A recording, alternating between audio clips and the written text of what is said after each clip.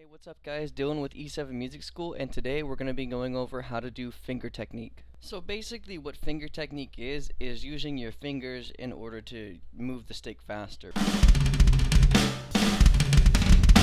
So instead of using your whole arms or just your wrist, you're going to be using your fingers today. So here's a little bit more of what I mean by that. So instead of using your whole arms, right?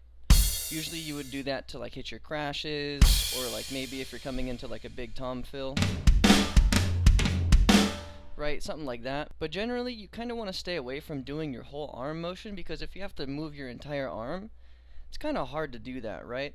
I still prefer doing wrist movement for a lot of those crashes, right?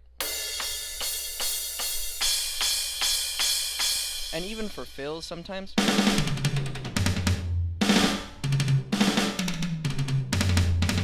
Right? But if you want to get even faster, you have to use your fingers. So mainly you would use this for, like I said, very fast fills, or if you're going to do blast beats, right?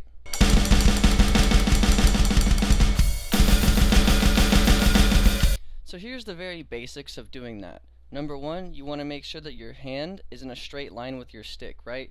You don't want it to be bent, you don't want it to be like this, up or down. You want it to be like an extension of your wrist. Like if you took your pointer finger and just pointed it out, your stick should line up with your pointer finger, but then obviously you grip it like that. So, sticks in a straight line. Next thing you want to do is have a relaxed, almost loose grip, right? You don't want to be death gripping your stick, because then there's no room for it to move around, and then you're going to be using a lot more of your wrist, right? So you want to have a loose grip, and you want it to kind of wiggle around on its own almost, but you don't want it to be too loose where it's just kind of wiggling all over the place, okay? The last thing you want to do is lock your wrist in place, okay? And we'll talk a little bit more about that later as we get into some exercises. But basically, since we're using our fingers, you don't want to be throwing your wrist in there at the same time. It's okay in some cases, right? Your fingers could get tired, so you want to throw some wrist in there. But for right now, we're just going to pretend that our wrists are super glued, almost like duct taped in place, okay? So let's try to get the actual motion of doing the finger technique first. So like I said, our stick is in a straight line, but for right now, I'm just going to turn my hand over so you can see what's actually going on. This part of my stick, right, so I'll turn it around to make it a little bit easier, and you can do this too if you want. So I'll take this part of my stick and try to tap my forearm just using my fingers. Okay. So you can see my wrist, I have it locked in place, and all I'm using is my fingers to do this. Right? And then again, repeat this on your left hand. So everything you do on your right, you want to do on your left.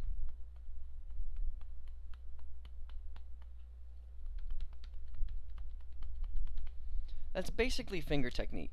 Turn our sticks back around, and then let's actually try to do it. So, same motion. This time I just don't have the rest of the stick there, so all I'm doing is taking this and trying to tap it to my forearm. That's finger technique, okay? If you do that, you pretty much have it. But I want to talk about a couple of exercises that we can do to help our fingers get stronger and faster while we do this, okay? So the first one I want to do is called add-ons. So basically what I'm doing is I'm going to take the fulcrum of our stick, right? This is the fulcrum when you grab it between your finger and your thumb. Basically the pivot point of where your stick moves, right? The pivot, that's the fulcrum. So we're going to start here, and then we're going to add on each finger as we play this, okay? So I'm going to do sets of 8. So like 8 on this finger, 8 on this finger, 8 on this finger, 8 on the pinky, and then after we get to the pinky, we're going to go all the way back down to our fulcrum. So it's best to do this with a metronome. I'm going to go ahead and start out at 140 for you guys, so you can see what it looks like at a slower tempo.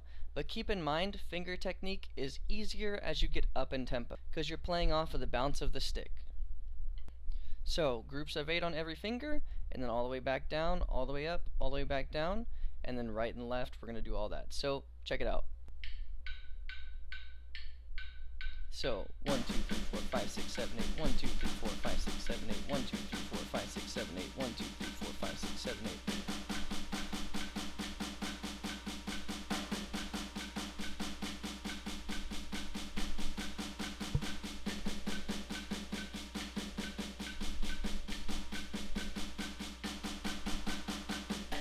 Now the left hand.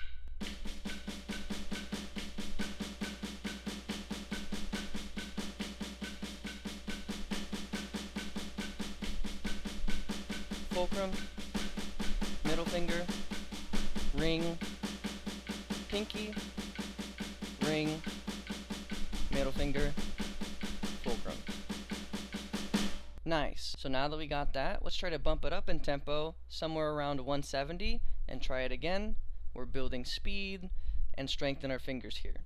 So another important thing to remember is it's really beneficial to always try to have good technique, right? If you have bad technique with this, it's going to be harder to get up in tempos. So if you need to, I would take it up in BPM bumps of 5, so like start at 140, 145, 150, so on and so forth.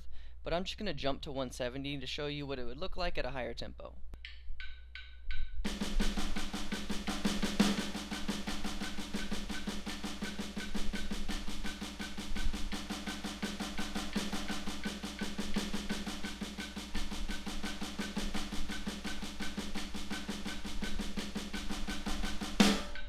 Nice. Left hand.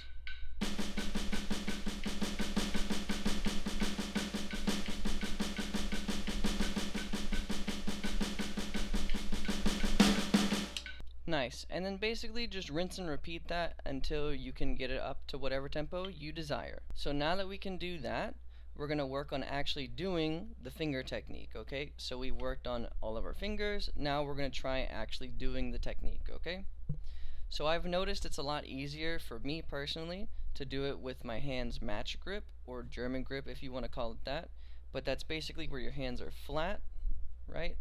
And they're just kind of straight over the drum, just like this. Some people say it's a little bit easier to do it in French grip, but I prefer to do it in matched grip.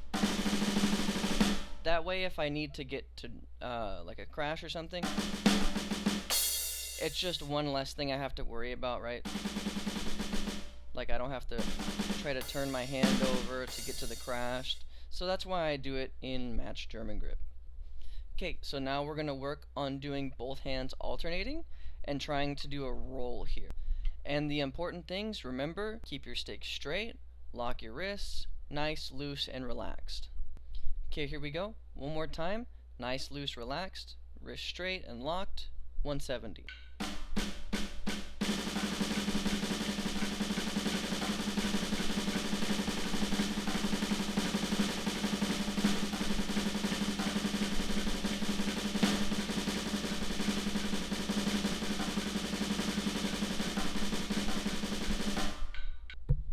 Cool, here's that in a blast beat.